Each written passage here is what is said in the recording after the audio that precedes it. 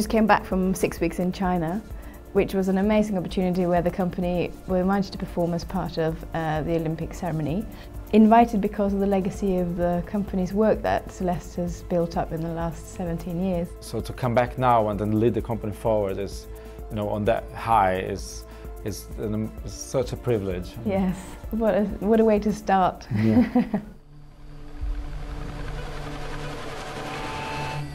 Here is the perfect human. Perfect human.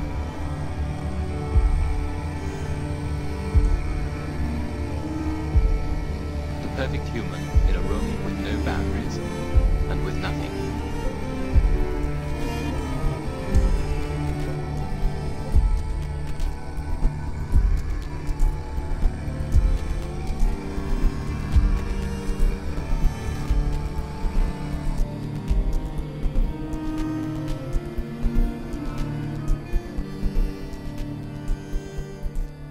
Actually, for me, The Perfect Human is a very sarcastic, of course, title.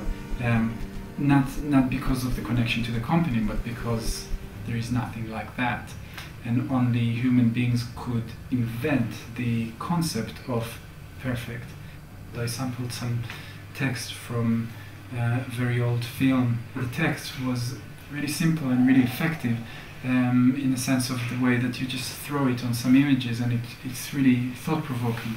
Well, Hofesh was a choreographer that we had been interested in for a while. Being so articulate in his movement vocabulary, the physical articulation of the body. The movement material comes from him. It doesn't lead the dancers into improvisation to generate their own movement. So it's in one way it tries to find something that's more uniform. It was the first time really that I'd been in a professionally choreographed piece in which I was doing unison movements with non-disabled dancers. I'm very excited about that. You had to really put all of your intensity and all of your energy into every single movement. Like, you don't really look at the other dancers, you'd never touch anyone else really. We sometimes move as a pack, or you know, in twos or threes, but we're all quite insular and within our own little bubble of a world. By the end you realise you're kind of at the edge of your seat and you don't quite sort of thought of how quite you got there.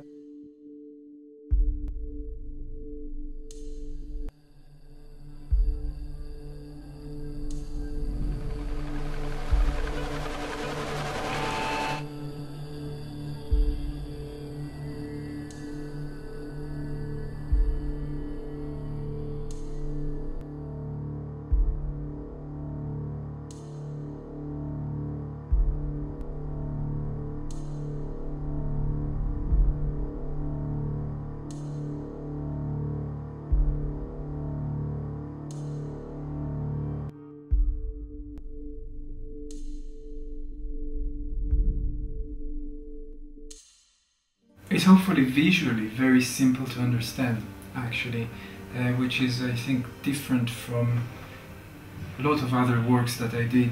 A lot of times I was really attracted to, you know, to mix and move the stage and kind of like create a blur and create a chaos. Whereas there is some moments in the piece where it kind of like, you know, where I mixed it, where I stir it, but generally it speaks to you in a very kind of like bold, simple words.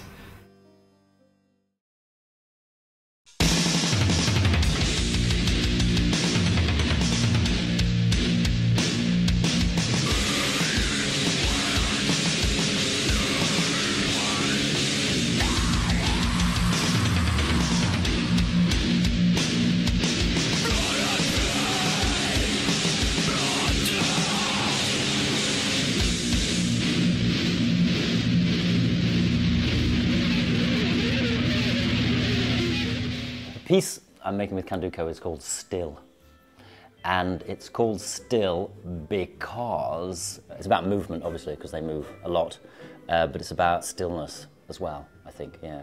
But actually they're never still, they keep moving all the time, because stillness is pretty boring after all. So it's a really bad title. I don't know why I called it Still.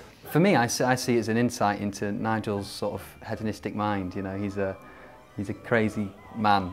Just like so much fun and excitement and energy. His only rule is if you've got a question or if you're asking yourself, can I do this or should I be doing this or does he want to see this, just say yes, yes, yes, yes. From a dancer's point of view, he definitely opened up the door to saying anything goes. Just try anything. You can't shock him, basically. Being inside of it, sometimes you're not even aware of exactly what you're doing because you're just so like in the moment. We're like loving each other at one minute and screaming at each other at another and like rolling on the floor and doing all kinds of things. Dance me to your beauty with a burning violin. Dance me through the panic till I'm gathered safely in. Lift me like an olive branch and be my homeward dove. Dance me to the end of love. Dance me to the end of love. Let me see your beauty when the witnesses are gone. Let me feel you moving like they do in Babylon. Show me slowly what I only know the limits of. Dance me to the end of love.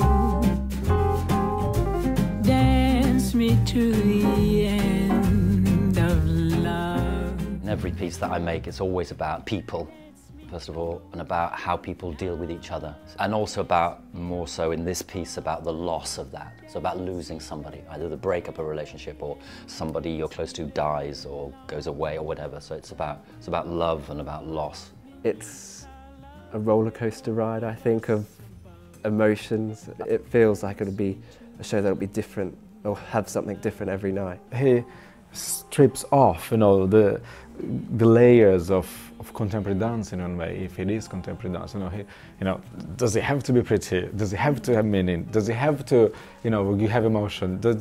What about technique? He just takes everything off and say, what's left? What's left is the performer and an audience. The most important thing to me is that there's communication. That's why I'm in theatre, I suppose, really, because for me, it's about that live act of communication, and that's why one of the reasons why the dancers at one point go into the audience.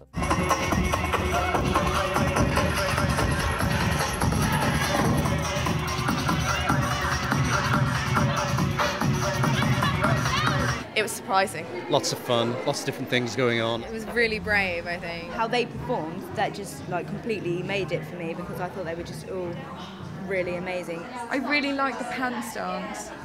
That was quite a surprise. I thought it was really funny. I would definitely recommend it if you want to have your ideas of dance pushed. Prepared to be amazed, basically. In Hofesh's work, you have this line that rings through about why does he move like that, which is a really integral concept within Candoco, the whole thought of movement, how we all move differently, and how that feeds into movement vocabulary. And then I think with Nigel's work, it's Nigel Charnock doing what Nigel Charnock does. That element of danger and not knowing what's going to happen on stage. So for me, in my work with the education department, taking that out to other groups that's a really great platform, because there's that element of freedom and risk. Rather than just teaching dance and you should move like this, what we really explore is the individual and each individual's creativity. I think we're all really, really hungry to go on tour and show these pieces. It's great, you get to go with a great bunch of people, do the job that you love doing, see a bit of the world. Yeah, it's really exciting. But I hope that it's like a program that's intense and a little bit offensive. But seriously, still come to see our show.